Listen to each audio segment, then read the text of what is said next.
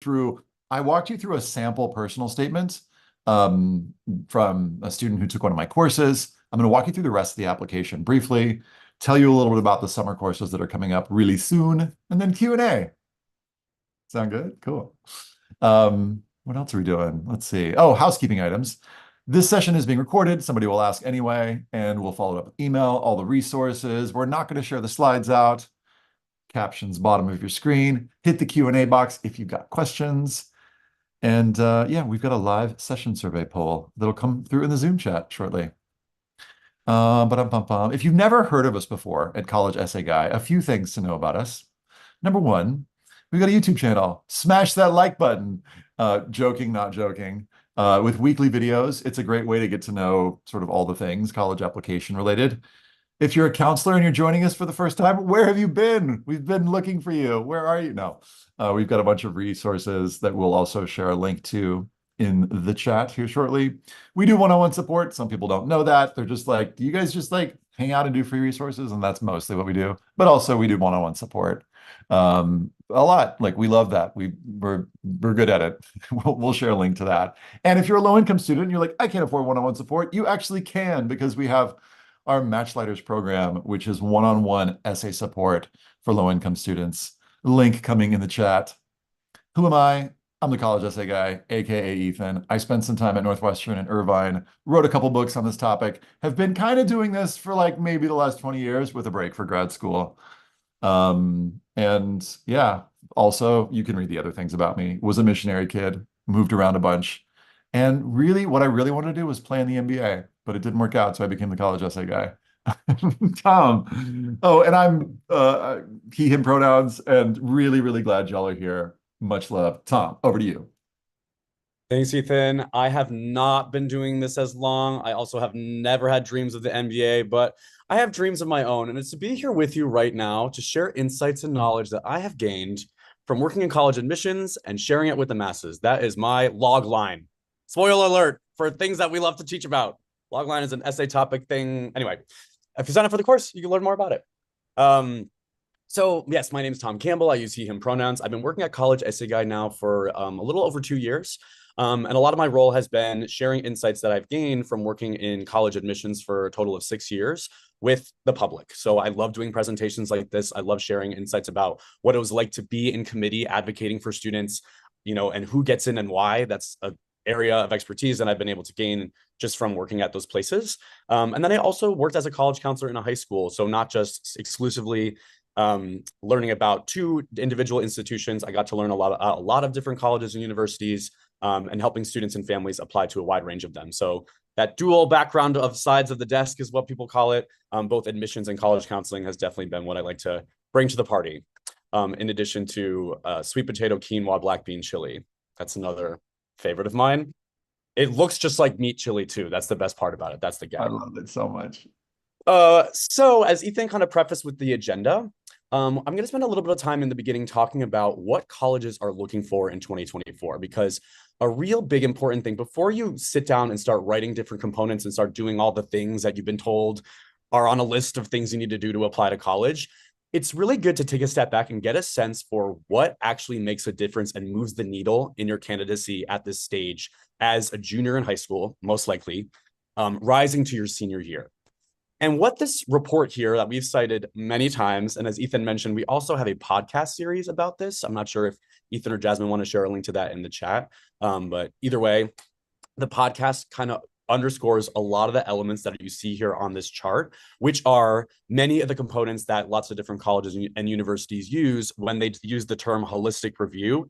It means that they're factoring in lots of different elements and documents and things that students are sending into them to try and get a sense for what they're going to contribute to their campus community and whether or not they're a good fit for the college. And as you can see here, there are some clear distinctions about how heavily certain things weigh from one college to the next. This survey data came from a survey from the National Association for College Admission Counseling, also known as NACAC. We love NACAC. It's a big conference and professional development organization. It's going to be in LA this fall, actually. So all of us at College Essay Guy are very excited about that because both Ethan and I live there.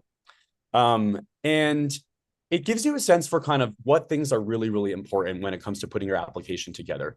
So it might be surprising when you see things like, oh, I would have thought that for sure AP scores are going to fling the door open for me in my process.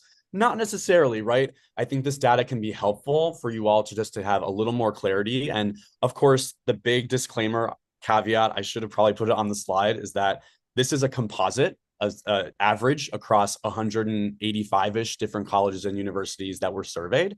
Each individual college has their own report just like this. That's called the common data set. So anytime you want to get a sense for, does Bates measure things like my interest in attending really highly, you can look that up on each individual school's website. There's also websites like collegedata.com where you can look at this information in a more reader-friendly way. And there's a chart that basically looks very, very similar to this to give you a sense for the individual nuance from one college to the next, because that's a difficult part of this process as we do these webinars to try to speak to the masses, but you all have different college lists, you all have different goals. So we're trying to give you the bases, but you want to do your due diligence to specify which schools value what in your process. But there's a lot of things you don't have control over as much at this point, right? Like you are a rising senior. So the courses and grades that you've taken so far in high school are pretty much set in stone. You most likely also at this point have probably chosen your senior classes for next year. So that's just something that a lot of these things that you see here on this chart are things that it's really not worth it to spend a lot of time and energy fretting over them, because you have other jobs to do and other tasks when it comes to advocating for yourself to different colleges and universities. This is an area that kind of, as I say, a little bit of the in-between, where you have some autonomy, but not all autonomy. So when it comes to recommendations, of course, this session is all about the things that you have ownership of. But one thing I want to just put a plug for is, as someone who used to write recommendation letters, and I'm speaking on behalf of the teachers and counselors who are trying to advocate for you, it is best to equip them with the things that they need to be able to make a case for you, right? So if they are assigning you, say, for example, a questionnaire or a survey, or a brag sheet to get to know you more, take time with that. It will help you with your college application. So you're going to get a head start on lots of different things that you eventually may need to complete in the next couple of months. But B, you're also going to be giving, basically, you have a little more control of your narrative. These recommendation letters, you don't typically actually see them when they're sent to colleges. So it's a good idea for you to kind of give schools a sense for what you actually want them to, or give your teachers and counselors a sense of what you actually want them to mention when it comes to advocating for you.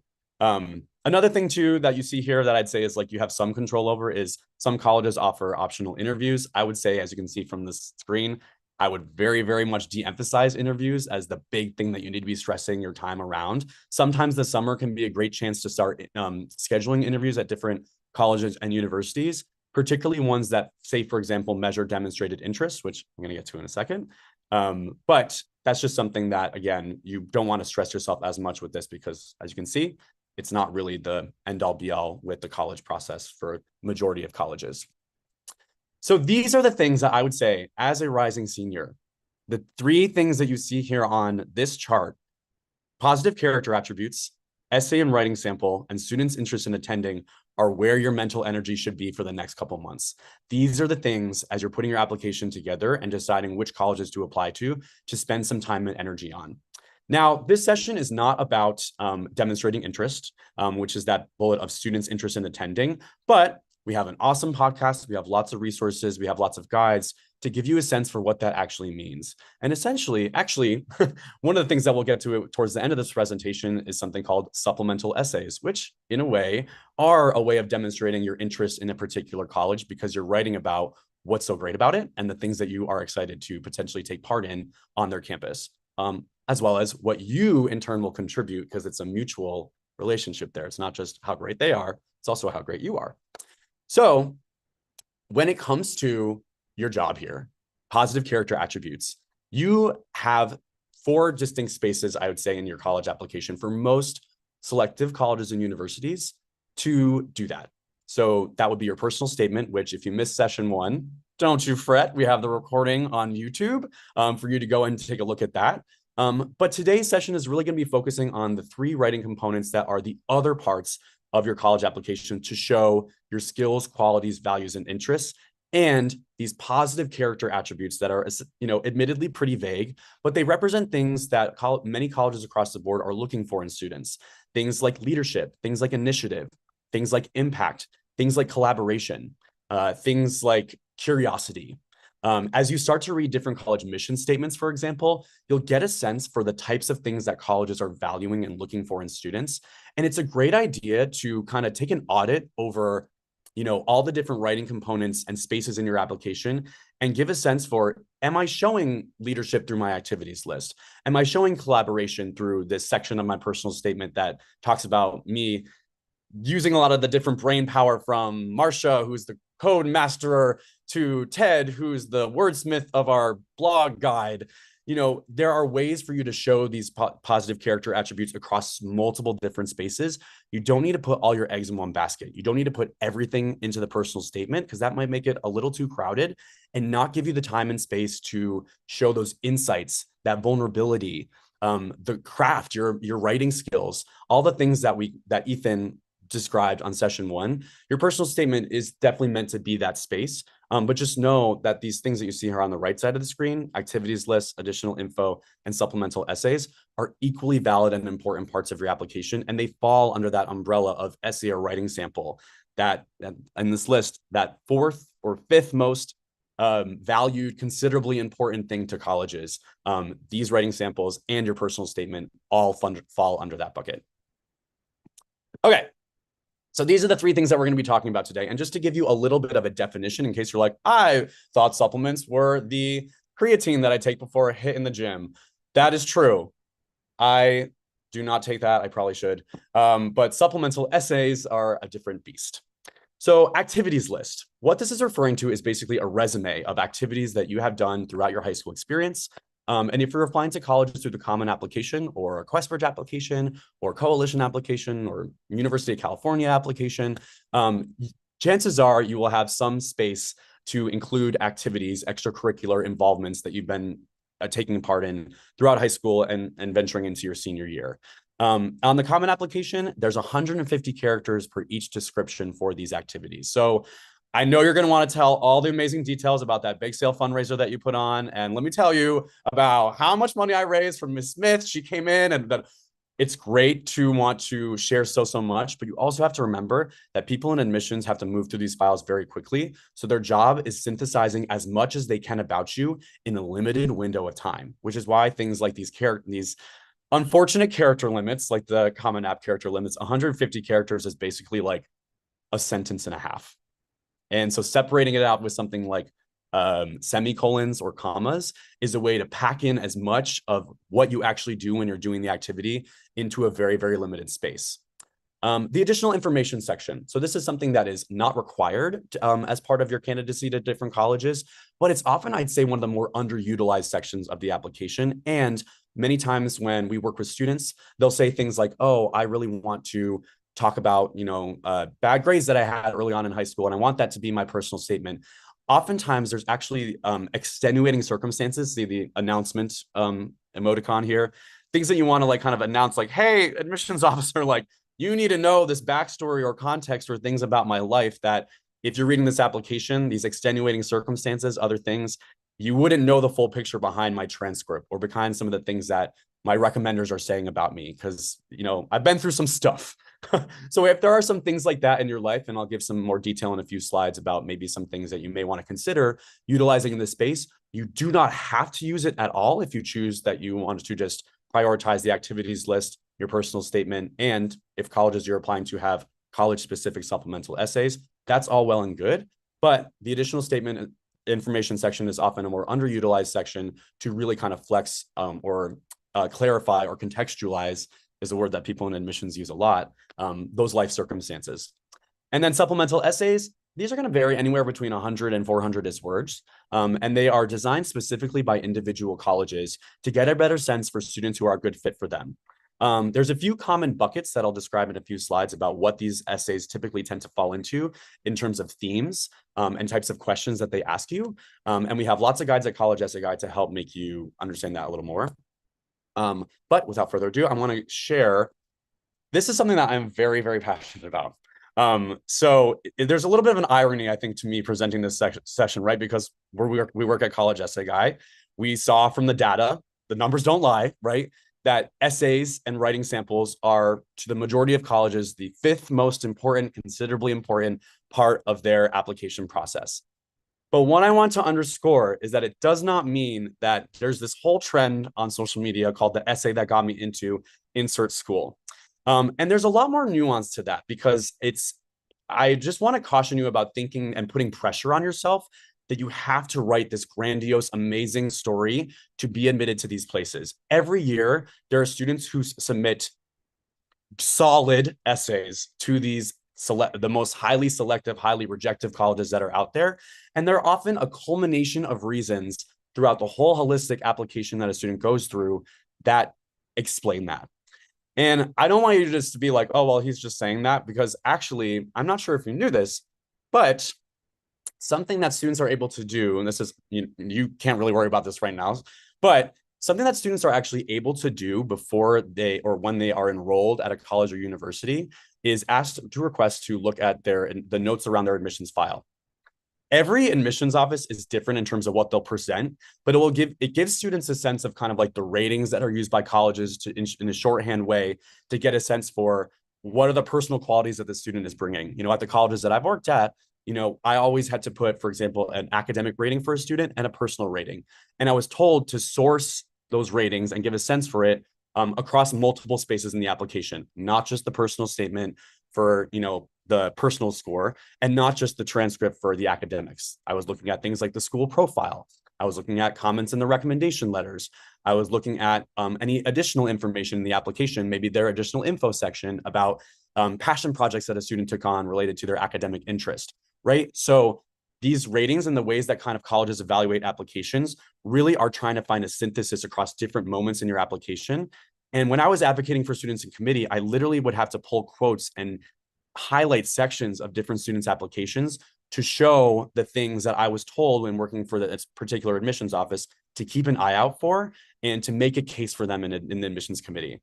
So I wanted to actually give you a sense for actually what one particular admissions officer wrote about one student who applied to Yale, just to give you a sense for the types of details, like basically the shorthand TLDR or too long didn't read summary of what a admissions officer wrote about a student's writing components in their application. Reader One said that I had nice short answers. And unlike a lot of other applications, QuestBridge has a lot of other extra essays. And there are also a lot of short answer, like 35-word responses that we had to come up with. So I think that that's what the first reader was commenting on, that my voice was coming through. So again, like with sincerity, like genuineness, like your personality, your voice coming through your essays is really important to the admissions officers. Another thing that this person noted was from my first essay, they learned about my maturity and my personal growth and adversity. The second essay, they learned about the way that I appreciate diversity in my community. So this is actually just to kind of give you a sense for, isn't it wild that like you write these essays and all these different components, and these are the total amount of words that are summarized by the admissions officer about those writing components. So I say that to tell you to not get so in the weeds. I think something that, when we work with students writing all these different components, it can be tempting to want to overanalyze every single word and be like, should I use grandiose or should I use benevolent when I'm describing this experience, right? Those are kind of distinctions that can hang you up from actually accomplishing the task at hand, which is to communicate the world that you come from, the skills, qualities, values, and interests that you're bringing to a campus. And those are the things that the person who's advocating for you needs to know. They kind of need that summary. And the harder you make it for them to find that with maybe overcomplicated writing or trying to make you sound smarter, the harder it is to accomplish that. So another thing that's a real part of this process too, that I just want to briefly mention, and we have lots of content around this to explain this in further detail, including an on-demand course led by yours truly, which really underscores institutional priorities, and a YouTube video about this. But every year students are admitted to selective colleges for meeting lots of different priorities that a school has set from their college's leadership. They're saying, we want more students for certain majors, or, we're a campus that's struggling with gender balance, so we need more male students in our application pool. We need to tip the scales a little more. Those are things that are part of the business side of what a college operates around. And it's tempting, or it can be disheartening to know that those are things that are happening behind the scenes at these different colleges. So I say it's good to be aware of them because they can influence maybe some of the colleges you decide to apply to. But just know that, in terms of the prompt here, like the essay that got me into insert school, this is something that sometimes students are admitted in spite of kind of fine essays because they meet other important priorities for the school. It's great to put your best foot forward and make these application components as great as they possibly can be. But it's also important to know that just solely doing that alone, every year there are students who write amazing essays. And I've read hundreds of student files that I would love to have admitted to the different colleges that I've worked for, Pomona and Holy Cross. But because they didn't meet priorities for the school, their application components were amazing. I just wasn't able to make it happen. So I believe in transparency. I believe it's important for you to be informed and aware about these inner workings of these colleges, and to take the pressure over yourself to feel like you need to do it all. And of course, this is way down the line, but you may have looked at, students in your school community who are junior or seniors who got, challenging news, and you're like, I can't believe Tony didn't get into insert school that you thought he would have gotten into because he's so amazing. Tony is amazing. It's just a matter of supply and demand and this challenging college landscape having some things that are outside of your control. So it's good to be aware of them, but it's also important not to get too hung up on them because they don't represent the things that you have ownership of, which are the story that you're sharing. But I want to give you a sense for one student's kind of reaction. Perhaps also have SPIV CAPE, which I'm pretty sure is my Common App personal essay. I actually wasn't able to write down that many notes for this, but from what I remember, my first application reader thought that my Common App essay was okay. And for IVE, which I'm pretty sure is my intellectual vitality essay, they said that I had nice synthesis. They also wrote WM. I'm not exactly sure what WM stands for, but next to it, it says Family Game Night, so I'm assuming it was my essay about Family Game Night. And for that essay, my reader wrote that it was just fine. I also have a summary from my first application reader. They wrote, not jumping off the page, on the fence. This is a tough one. But they also wrote that my intended major leans in my favor and the different parts of my application come together and keep me in the running. Phew. So what I think that clip underscores, this is a student who was admitted to Stanford and was looking at the different components in his file and what people said about them. And again, they're mentioning comments about the whole application as a whole came together for a positive way. In this particular student's case, the writing pieces weren't necessarily the biggest strength that he was bringing to Stanford. He actually finds out from reading the file that it was his really unconventional academic interest that he wrote about in his supplemental essays. That was one of the big things that stood out to the admissions committee at Stanford, that particular admissions cycle, right? It might not be the same the next admission cycle. These kind of institutional priorities that I'm referring to are very evolving and they change from school to school. But again, it's important to remember that all these kind of different components are taken into consideration and read as a collective, not as isolated individual documents. And then lastly, I want to share this one because I thought it gives permission to celebrate parts of yourself that maybe don't seem as traditionally collegey, and giving the clarity that admissions officers are real human beings and people. I was one for a very long time, and I understood that people kind of talked about me on Reddit in college, or not me individually, but the collective people who work in that role, as kind of maybe being like hypercritical or just judging the crap out of people. And that's really kind of not what my job was. I was given, and people in this role are given directives of things that they need to look for in a file. And it's you maximizing what you have to bring to the table and all the different spaces afforded to you that is going to help put your best foot forward when it comes to making that happen. And you can actually be a lot more conversational and connective than academic and scholarly per se. There's spaces in the application for that, like your activities list, maybe your additional info section, but some of the writing samples that are offered by colleges, like supplemental essays, give you a chance to kind of be a little more playful and share kind of more human sides of yourself. In some way. Finally, I took one quote out of that paragraph that I just thought was interesting. It says, quote, her third supplemental shows a nice awareness of learning to have fun with her peers outside the classroom, and it looks like she's been visible on campus through music, science team, and giving tours.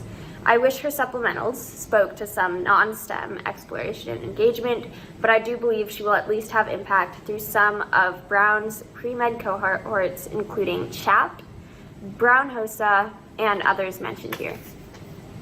Now, I found that interesting mainly because it shows what they're looking for in essays, which is they're wanting to see how you will fit in on campus.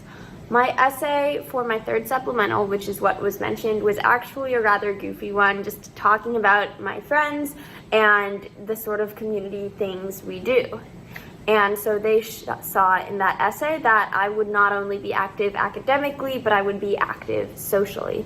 I think it's nice to have a blend in your essays of academic essays, but also hitting these admissions officers with a couple completely non-academic stories just about how you like to engage with others. It's okay to sort of let down your very serious side and show that you also are a person who interacts with other people in settings outside of the classroom. That's what they want to see.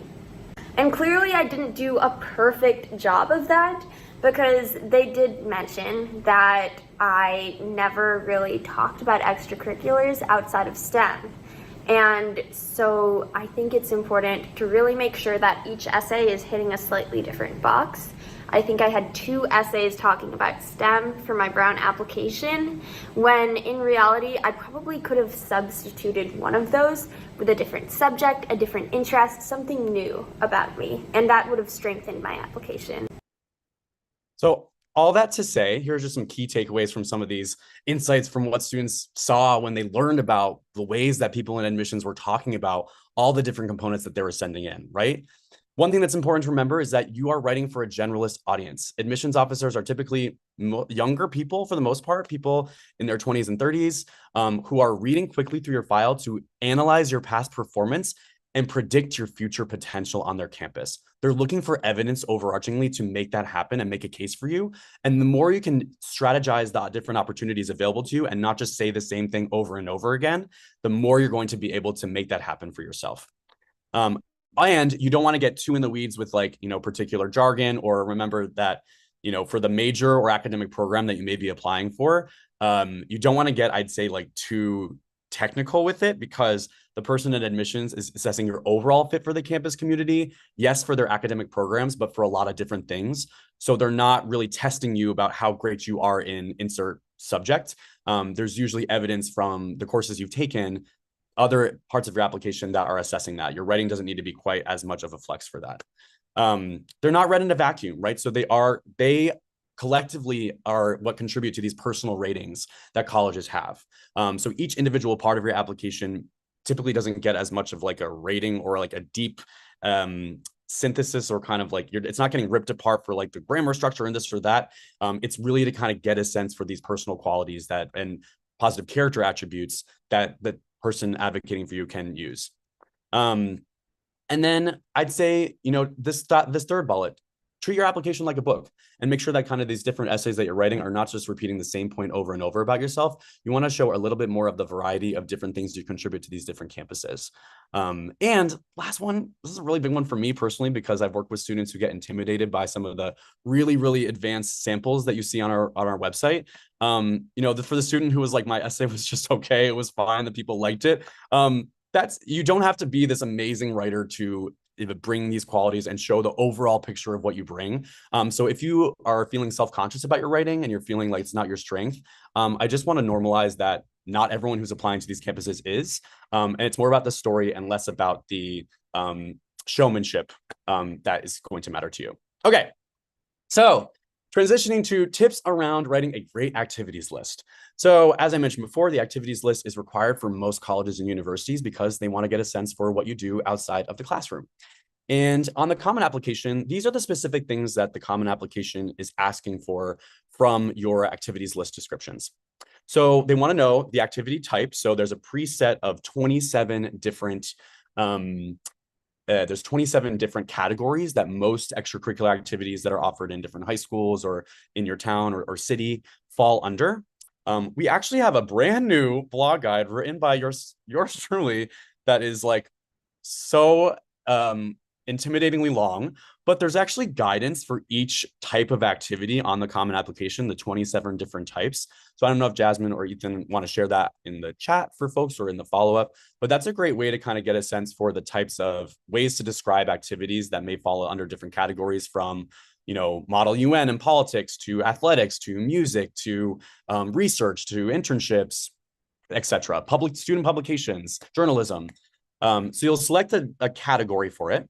And don't get so hung up on this. So like if there's an activity that's like really avant-garde, there's always another category that you can select, and it really is not that important. Don't get too hung up on the semantics there. Then you're going to put the activity name. So if the activity type is athletics, you'll choose basketball team. You'll put your position and title. So putting member is totally fine. But if you have been a leader in an organization, you can put the titles that you've had with the years from them. So maybe you were secretary in 9th grade of a club, but then you rose to be president by the time you were 12th grade. It can be secretary, parentheses 9, comma, president, parentheses 10 through 12, something like that. Just to give a sense for the progression of how you've evolved through a particular activity. The organization name. So this is typically like, say, you're on the Model UN team for your high school. For me, it would be Cathedral High School. That's what you put in for the organization name. But say you are a volunteer for the Red Cross. In that case, you'd put the Red Cross. And then timing and duration.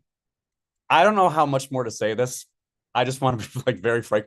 This is one of the areas where I've seen students get so stressed out about and hung up on, is the hours per week that they spend on a particular activity and how much time throughout the year they spend doing it as well. The person in admissions is not dissecting or analyzing this with a fine-tooth comb. They just want a general sense for what are like the main activities that are a part of the way you spend your time, and how do you divvy them up? Because most likely students have things that are like their main hustle that they're really into. And then they have other things that are kind of more like French club, where you're like, okay, once every 2 weeks, we like eat baguettes and fondue and watch like French, Emily in Paris. That's great. That's great to have some time to do that and to explore a different culture, especially when there's food involved.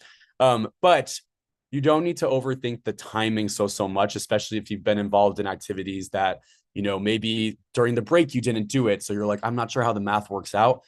Do your best estimate and give the best average, and just know that this is not something that people are looking like trying to spot like you're falsifying your hours. If it's like, oh, I do, 2 hours of tutoring and I'm putting 20, that would be an extreme misrepresentation of yourself and dishonesty. But do your best effort just to give that estimate, and you'll be totally fine. I just want to really, really drill that home. And then the last thing is basically whether or not you want to continue this activity in college. Colleges are interested in students who are bringing things to campus. So if you are involved in certain things outside of school now, and there's a parallel opportunity at a particular college or university, it's often great to say, yeah, sure, I'll be involved in that. You're not held to this. So like you can pretty much check off yes for every single thing that you're doing. So just know that that's something else that the application will ask you to do. These are a few other common like overthinking moments that I would say students often channel when they're writing their activities list.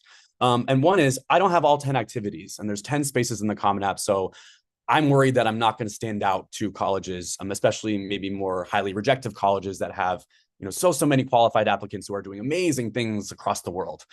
Yes, that is true. But what's also true is that statistically, the majority of students who apply to colleges through the Common App fill in 5 to 7 activities on their list. MIT actually only offers spaces for 4 activities because they have determined that most students are only really involved in 3 to 4 core activities. You really only have so many hours in the day to make big impacts and make waves in your community, right? And you can't be everything everywhere all at once. So it's important, I'd say, to just know that you don't need to fill in all 10 spaces. And it's okay also to put in some things that were part of your past life as an early high school student. And so that often adds your total up higher. Things like family responsibilities are under here as well. So that can count as an activity, especially if you don't have as much time to do formal activities in your school or outside of school. And then this last one here too is another one that we get a lot of questions about is, should I put the activity in the activities section or in the honors/awards section, which is a really, really small space early on in your Common Application. it really doesn't matter that much. If you have space to put it wherever there's space in your application, that's really all that matters. Typically more academic-y awards. So if you're involved in math competitions, or you are involved in Model UN or mock trial, and you went to districts or something, or states, you'd put that maybe in the honors section in the beginning, but you also probably are going to talk about that in your activities list as well to give more sense for what being involved in math competitions was like. So it can be a this or a that, it can be a this and that. Just making sure that it's sent in and a part of your candidacy is the main thing that you want to worry about. Okay, 3 key tips that I want to leave you with when it comes to the activities list in terms of putting your best foot forward are to pack the space afforded to you with pride and personality. As you can see, I love alliteration, and also happy Pride Month. Number 2, determine whether or not you need to explain or establish your activity. And number 3, prioritize initiative and impact with the way that you're describing these activities to colleges. So number 1, pack the space afforded to you with pride and personality. This is an actual example. This is what the common application looks like. This is what a PDF file that a person in admissions who's reading your activities, this is exactly what it would look like in terms of the dimensions of it and the font and the outline organization. And this is when I read a student's application a couple of years ago, I went to the activities list and this was the one entry for their activity. And I was like, if this is your one activity, dude, and this is all you're going to give me, that was a real missed opportunity to share a little bit more about what basketball means to you. You could have written that you want to play in the future NBA like Mr. Ethan Sawyer, but all you did was give me self-explanatory. And that to me is showing that you're not taking this really seriously and you're not taking advantage of the space afforded to you. It's only 150 characters. It's really not all that much, but it behooves you to take advantage of that space as much as possible and try to pack in as and show different sides of kind of what these activities represent to you, how they've changed you, how they've shaped you. And that's what I mean by pride, right? The accolades, the things that you're proud of accomplishing and how you got from point A to point B in different activities when it comes to the way you spend your time. So I want to give you an example of if the student maybe was to turn back the clock and redo this, this would probably be a much more palatable and superior version of this activities list description. One thing that I want to kind of clarify here too, because I've presented kind of things that are similar to this in the past, and a common feedback that I've gotten is, wow, I'm really surprised that there's such a kind of conversational tone to the description. To me, applying to college is really serious, and people are evaluating me with a really serious, critical lens. And I want to underscore that it's actually okay to showcase your personality a little more in these descriptions. They're small, but they can be mighty. I literally had students as part when I was reading files and admissions that it was because of their activities list that I really took notice, and I felt like I really got to know their spirit and their personality and who they were. So in this case, there's a blend of pride and personality in this description. The student's proud of being part of an amazing championship-driven team, and they're clearly invested in that, right? We get that from the first part of the description, but then we also get a sense of this particular ism that the student is bringing when it comes to the way that they particularly show up for their basketball team, beyond the obvious, right? You don't need to write, I dribble balls, I shoot baskets, right? It's great to be able to, when the activity is a little more self-explanatory, it's okay to actually just establish your role in it. So that's my tip number 2 with activities lists. Is beyond being comfortable with, speaking in terms of the way that you speak with your friends, your personality, maybe inside jokes, asides like that. Admissions officers can get bored pretty easily. So these are ways to definitely, I'd say, catch their attention. And another thing when it comes to your activities is if it's something that's pretty obvious, you don't need to explain what it is in terms of the semantics or the procedural pieces, right? So something like, for example, you're the mom friend of your soccer team and you are always the one with Band-Aids in case someone scrapes a knee. That's showing your values for responsibility, for compassion, for grace, right? You're showing more from that description than solely listing the procedural, go to practice, play in games. That's pretty expected for someone who's on a basketball team. What's more unexpected? Can you establish and clarify your particular role or contribution to a project, to a team, to an activity? That's definitely going to help you stand out more when it comes to putting your list together. Then on the other end of the coin, you can see on the left side of the screen, You might be involved in some activities that have a very kind of niche name or are very specific or unique to your school or your community and are not like a common sport or theater or being in an orchestra that anyone in admissions is going to know what orchestra means. It means playing an instrument, right? So if you need to explain, a club that you started that's really unique or an initiative that you took on in your community that involves more explanation, use your description to just explain what it actually is. So that way the person in admissions knows what it is too. Sometimes acronyms can also be a tricky place where students use like shorthand that's really big in their community. And that's just something that I really want to caution you against. Number 3 is to prioritize initiative and impact with your activities. So instead of saying something like, I raised money to donate to a school in India by selling, t-shirts and bracelets, giving more specifics about the actual action items that you did to make an impact and get the result that you got. When I was applying to different jobs after college, they told me one of the best things to do on your resume is to give quantifiables.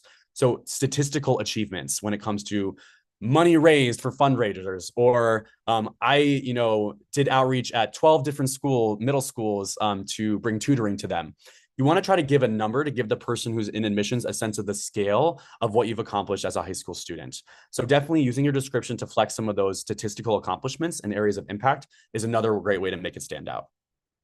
Okay, I'm going to move through these next sections pretty quickly because I want to make sure that Ethan has time to showcase that sample application.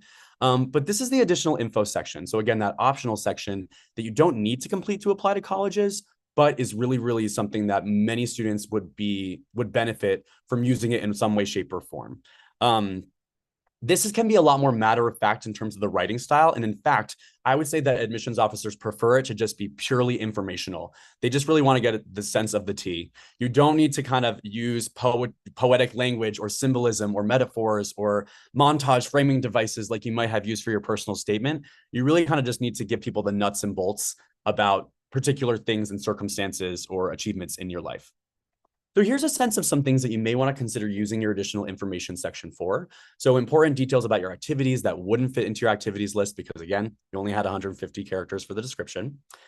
Things about your health. So, say, for example, if you have to take some time off of school, you had medical leave, you have a learning disability or learning challenges that require you to have particular accommodations, it's great to be able to mention kind of some of this context about your health and how it may have impacted your performance academically or your trajectory throughout high school. If you needed to take time off, things like that. That would also be, I'd say, what are considered some of the red flags in your application. Important family or community context, right? So did you have to pick up an extra job when a parent was unemployed and that's why you have to step away from some of your extracurricular activities? There are other things that kind of might have been circumstantial in your life. Maybe you were involved or impacted by a natural disaster. Those are things that sometimes students will use this section to talk about. If you have like an unusual grading system, so anytime you're worried about, in my school, we have an unweighted GPA only. We don't have weighted, or we use an 11-point GPA, and sometimes colleges are confused by that. If there's ever anything that you're worried that admissions officers won't understand, fear not, because their job is to be experts in the individual high schools that you're applying to. And they look at a document called the school profile that's sent along with your transcript to get a sense for those types of questions, like the grading scale, what types of classes are offered, like AP, honors, IB, advanced, none of the above. And again, you are not penalized if you don't have things that are not available in your high school. The admissions officer is going to ask, what did you take advantage of that you had? However, you can use the additional info section to explain some of those. Maybe you weren't able to register for a course because you couldn't take the prerequisite because you transferred in from another high school. That would be another example of something to maybe include in this section. Same thing with like big academic work or achievements that are outside of your transcript. If you've taken classes at a community college, if you've done Coursera or online courses, they're all things that might be great for your additional info section. So things not to include are things like a second personal statement, because one is enough, I promise. Details that show that you might be overly obsessed with academic perfection. Colleges are interested in students who are bringing balance, like the student that I showcased earlier mentioned. And MIT literally writes that the ability to prioritize balance is a valued quality in their admissions process.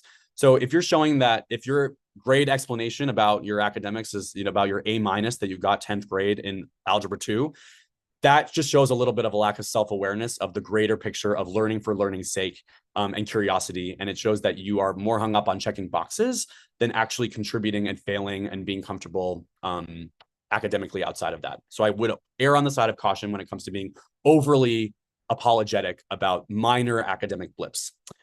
Any excuses in general, you just want to make sure that you're not placing blame like, oh, this teacher was crap and they did a horrible job putting together the class and that's why I got a B minus. That just doesn't really make you look all that good, even if maybe you feel like that's true in your own world. You want to make sure that anytime you're explaining any of these circumstances, you're taking ownership of what happened and you're communicating what you learned from that particular situation. And this is just a sample that it's available on our website. So just for the sake of time, I'll kind of just quickly summarize what it is. But basically, it's one student decided that they made their own individual documentary about snowmaking because they were really interested in skiing. And so they kind of just put, again, it's a little more matter of fact. They're kind of writing a play-by-play of what the documentary was, what the inspiration behind it was, how they actually did it, doing interviews in Colorado, Washington State, West Virginia. At the end, I was a cameraman, editor, interviewer, director, producer. We get a sense for the different skills that the student gained by taking on this passion project. They also give it a little bit of a sense for kind of what it means overarchingly, the so what behind this particular project. So if you have something in mind that you're like, 150 characters on the activities list just do not do this thing justice that I've spent so much time working on, something like this might be a great way for you to do that. Okay, and then lastly, before turning the mic over to Ethan, we're going to do a quick little overview of writing great supplemental essays. The reason I don't want to spend too much time talking about this right now is because it's actually a little early to be doing this. So I'll go back to the slide in 1 second, but colleges have supplemental essays that they release every year on August 1st. So as juniors who are moving through the application process, right now, what you would see on the Common Application or on different colleges' websites are the prompts from last year.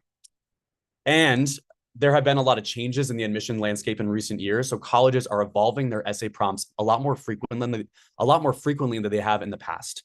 So the last thing you want to do is start, usually people don't have this problem as much. Usually procrastination is the enemy for everyone.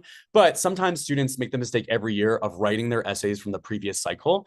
So I'd say it's great to start thinking and getting a sense for the types of things that colleges are looking for when it comes to these supplemental essays, but not get too hung up on doing them earlier than later, because you'll have the course or you'll have different opportunities to learn more about what they are after August 1st. But essentially the goal of them, unlike the personal statement, which is generally widecast and broadcast to every college you apply to, colleges will assign essentially in their own sections individual supplemental essays that they have designed themselves and written themselves to get a sense for how well you'll fit on their campus. So a few examples of what those are. They're shorter than the personal statement, by the way, as well, unless it's like why Cornell, which is 650 words. I think they changed it this past year, though. But again, if you were listening, it changes August 1st, so it might be different next year. These are, I'd say, the four main buckets for what colleges are typically looking for when it comes to these supplemental essays.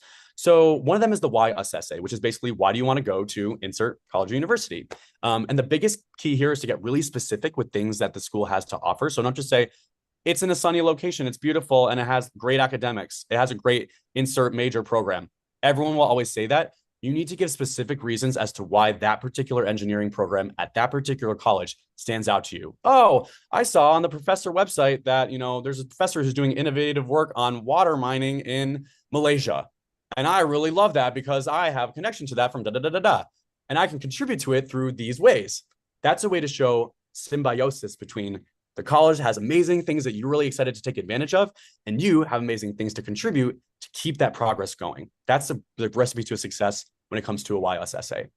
Why major essays? These are the chance to demonstrate your intellectual curiosity. So it's not just saying something like, I like numbers, but really showing how you geek out about numbers and explore them and pursue them relentlessly outside of like typical formal academic settings or just your classes.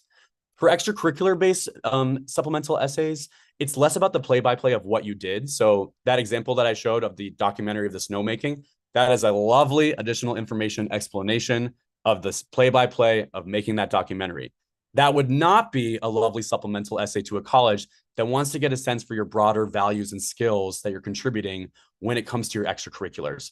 If it's an essay that a college assigns, you want to fold in more about the why, the so what, the why this thing matters to you, and make sure that you're showcasing that and the points that you're hitting, as opposed to just a play-by-play of, in 9th grade, we focused on this, and in 10th grade, we did this. You want to kind of show through your actions how you made an impact on that particular club or extracurricular. And then lastly, a lot of colleges have essays that are called diversity and community essays. And there's something that are really beneficial. The slide jumped forward one. Oh, yeah. Yeah. Sorry. So diversity and community essays are really a big piece of many college and admissions offices processes right now. And essentially what they really want to know is, what perspective do you bring?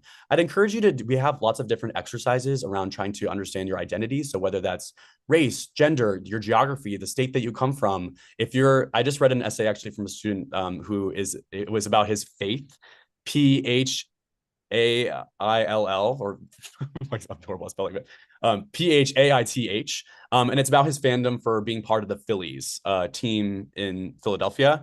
And that could be an example of writing a community essay. And he touched on kind of how it particularly helped him build his identity of being an intergenerational person. Like, that's how he's bonded with people who are a lot older than him. And that's how he's bonded with people who are a lot younger than him as well. And that's a skill and quality that he's bringing to a campus. So it doesn't necessarily have to be like an explicit, when you hear the word diversity or kind of identity, you might think of things like race. You might think of things like your nationality.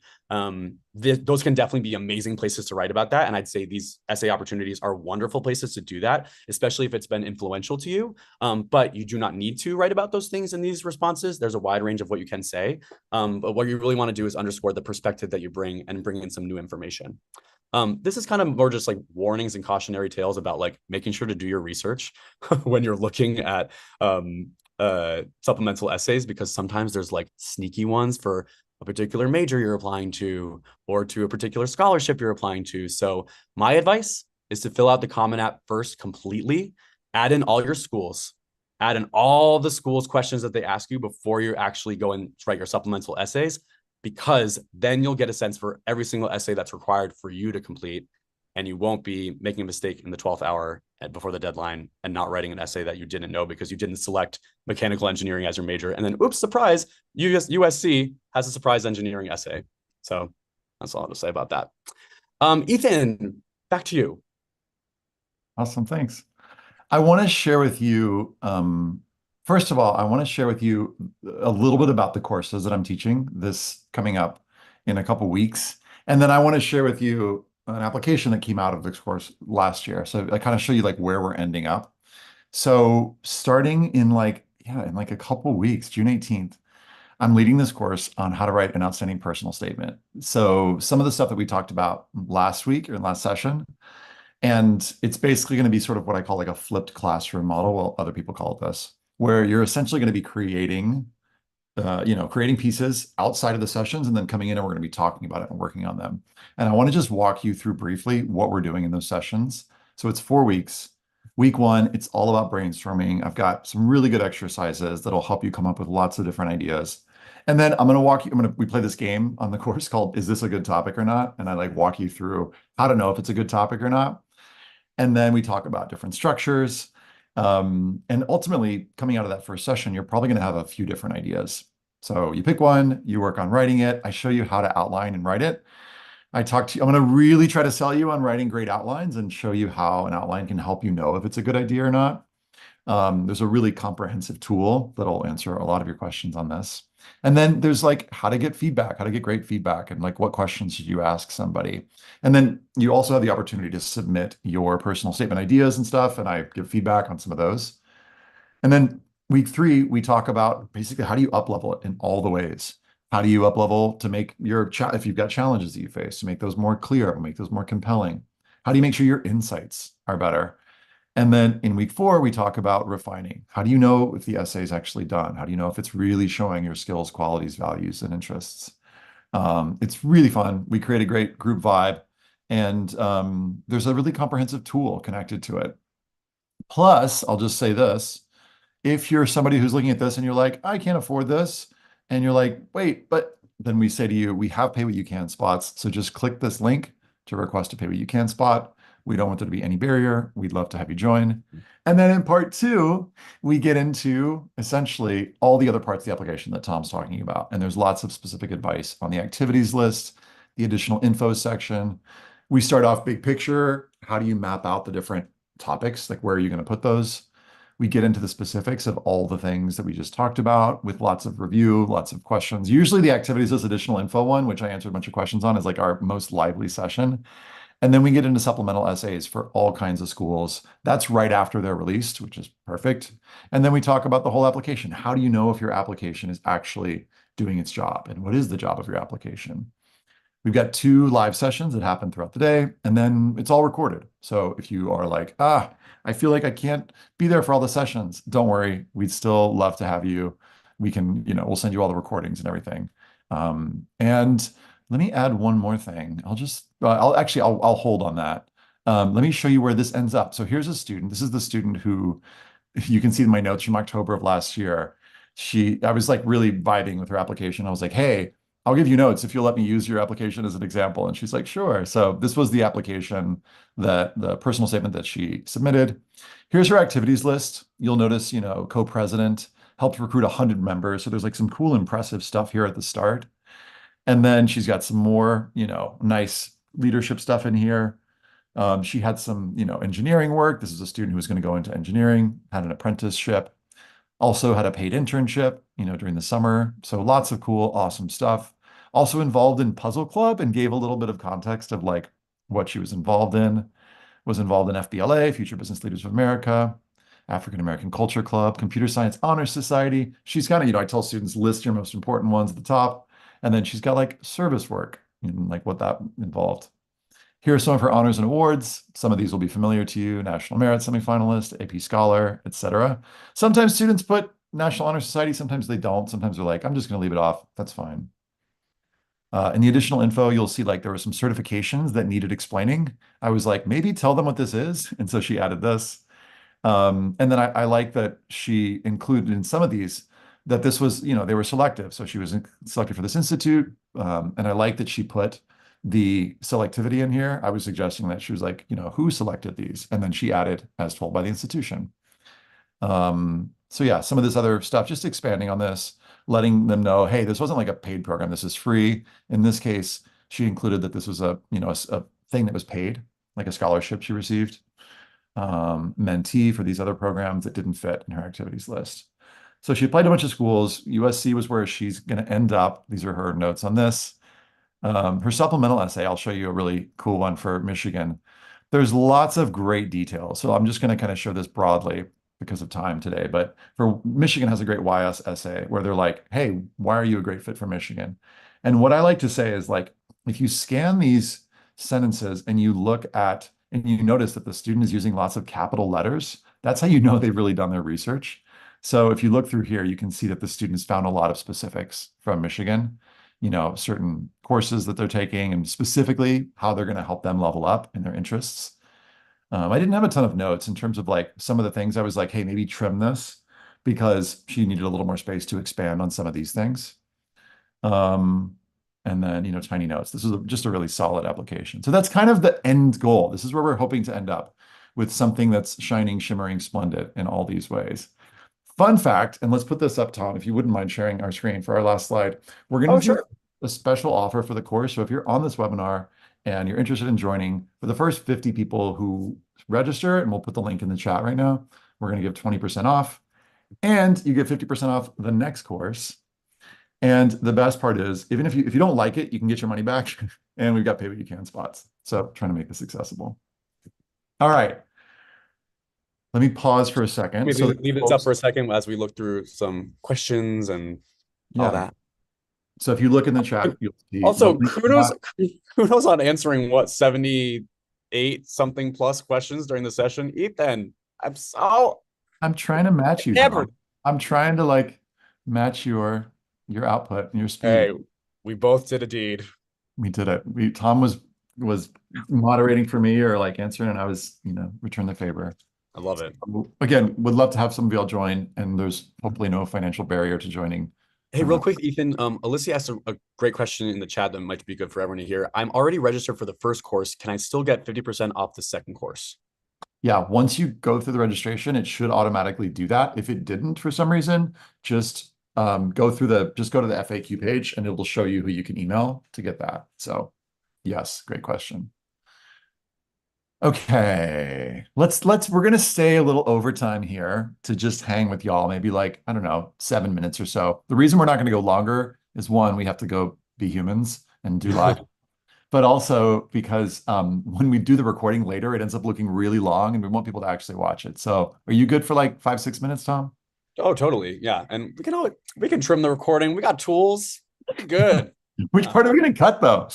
All right. No, I just mean just when they look at the actual total. Anyway. Oh, yeah. Okay. Yeah. Let's just grab. Well, were there any questions that were thematic during the session that maybe would be good to? Nope. Okay. A lot of specific stuff, I bet. Totally specific. Should Yeah, I yeah, put my activities yeah, yeah, list? yeah, yeah.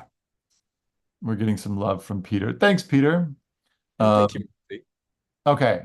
So Caitlin's asking, okay, do we need to have a resume before you apply to college? No. And in fact, your chances are when you fill in all of your information, it's going to be like a resume. So you don't actually need to like do a separate resume.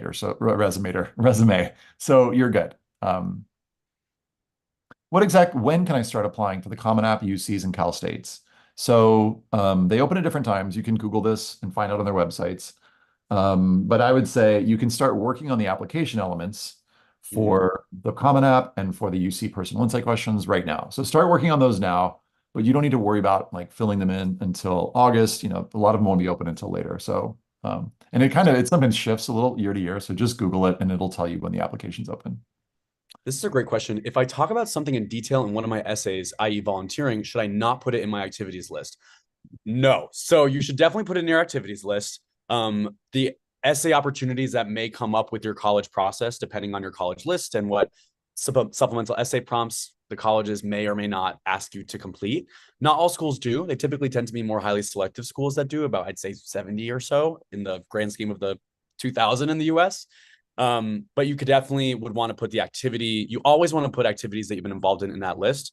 And then you can put more elaborations on them and more detail and give them more color about like the value side of the activity with the additional space and word count that you have with some other writing opportunities. Great question. Someone's asking, what's the difference between the first course that I mentioned and the second course? The first one is all on one essay. I'm spending, yes, 4 weeks on one 650-word essay. What? 4 weeks on one essay? Yeah. And then the second course is on everything else. Activities list, additional info, supplemental essays, everything Tom talked about today. I love this question. Go. Do colleges still care about what you do as an individual that doesn't really affect anyone? Yes, I love that. So if you do something like independently that you're like, this is the way that I geek out and nerd out and I love exploring XYZ, any hobby that you do, ways that you spend your time that aren't necessarily a formal activity totally count. And actually they're really interesting to hear about because it shows that you kind of are willing to go and investigate something that maybe isn't what like all the cool and popular kids are doing. But anyway, things you do on your own time, whether that's self-care practices or whatnot. I remember I've seen students write reading as an activity on applications and they talk about what they've learned from it, the types of books that they like to read. And that's totally a great thing to show your curiosity to colleges. Yeah. If I'm a rising junior, is there anything I should be doing right now? Oh, I want to give you a virtual hug for like just showing up today. Like, way to like just be ahead of things. And I would say in terms of this, like plan an awesome summer, have some mix of like being productive stuff that's like, college prep stuff, and also like explore. You're still like trying to figure out, I don't know, all the things. So I would say, definitely leave some room for exploration this summer. Make sure you're taking rigorous classes, next year. And then, a year from now, we'll see you again and we'll, do some essay stuff. But you don't need to write your essays right now because, I think that oftentimes when students write their essays this far in advance, they end up rewriting a lot of them. So, I mean, it's good for personal growth. If you're into that, I've seen students like just be like, I just want to do it for me. I wanted to learn about myself. Personal growth. I don't know what you're talking about. What? You are my kind of person. Get on this course. Anyway. Lucy asks, is the Canadian system relatively similar to this? No. So all the stuff I just said is very uniquely United States of America admissions process. Internationally, pretty much every other country does things very differently. There's not as many holistic components. There's not recommendations and essays and kind of all these different areas being assessed as a collective body of work. It's typically a lot more clear cut about your academic profile at most international admissions processes. So yeah, definitely if you're interested in international schools, we have also lots of resources on the CEG website, YouTube videos around those applications too, podcasts. But it's totally different. Yeah. Right. We are challenging us both, Tom, to one more question. Let's each pick one more and then we will call it. I have one that I would love to Oh, speak you go. on. You go first. Yeah. What is the best way to talk about your race in a college application, if at all? I really want to emphasize that if your race and your identity ethnically in any way is important to you, it's a part of who you are, it shaped you, you absolutely 100% should feel empowered to share more about that in your college application. There's been a lot of headlines in the news and in media about something it's been called the Supreme Court decision on race conscious admission, also known as affirmative action, that has impacted the way that colleges and universities are looking at race in the admission process. It's no longer solely a box, for example, that students are checking on the common application. That box still does exist, but colleges redact that information, and basically they won't know about your racial identity unless you tell them through your writing samples. So whether that is through your activities list, through your additional info section, personal statement, and or your supplemental essays. Again, as we've kind of mentioned in this session, you do want to share multiple skills, qualities, values, and interests. So, you can definitely theoretically write an application that has to do with your race or identity in all those components I just mentioned. But it doesn't have to be every single one. It doesn't just have to be one. It just would depend on the ways that you want to tell your story, and the ways that those pieces kind of all come together. So for example, we at Pomona, there was a student who, alum who recorded this video about her journey being a pre-med student. And she actually was initially thinking about majoring in biology, but she actually decided to major in Black studies at the time, which is now Africana studies, because she was a Black woman from Oakland, California, and she wanted to learn more about health disparities that were particularly impacting her community. And she wanted to go and work in her community when she graduated. So it really kind of influenced her academic path. So that'd be an example of your academic intellectual curiosity and how your identity has really influenced the types of issues you want to solve, communities you want to serve, etc. So yeah, you can definitely feel free to talk about it wherever you'd like. And any of the spaces that we mentioned in today's session or the personal statement are all completely valid and open for business. Yep. Great one. There are a couple more questions about additional info, and I want to offer you all a heuristic, which is like a thing that allows you to separate the yes from the no simply. So if you're trying to decide, should this go in my additional information section or not, in this case, the student's asking about a medical condition, ask yourself, is there a way to talk about this that will contribute to the reader's ability to know what kind of student I'm going to be? And like a simpler way of putting that is there a way to demonstrate skills, qualities, values, and interests based on whatever this thing is? So for example, let's say you've experienced mental health challenges, anxiety, depression. Sometimes students want to write about these things. Well, is there a way to talk about it in a way that shows skills, qualities, values, or interests that you've developed? If so, that could contribute to it. If not, ask your counselor, do I need to include this or not? Because it could be that your counselor talks about it, whether it's a medical condition or something else. There was a student I worked with a few years ago who was like way into the knowing him. I'd known him for like 3 months. He was like, hey, I have this hearing thing, but it doesn't really impact me in a big way. So I'm thinking about leaving it out. Does it matter? Like, it doesn't matter too much. And so he ended up putting like 2 sentences and like, great. And then that was it. So, because he couldn't really find some way to contribute, but he wanted to like put it in there somewhere because it did impact his world. So, all right, friends, we're going to call it there. Thanks for being here with us. We'll see you on a future session, or I would love to have some of y'all join this summer if you're down for it. And much love. Thanks for being here. And Tom, thanks for being here, even though I know you're traveling, and I'm just really grateful. So thanks. My pleasure. Sending love from my good faith from Philly, the faith. Keep the faith. Yes. Bye, everyone. Heart Thank you. emojis.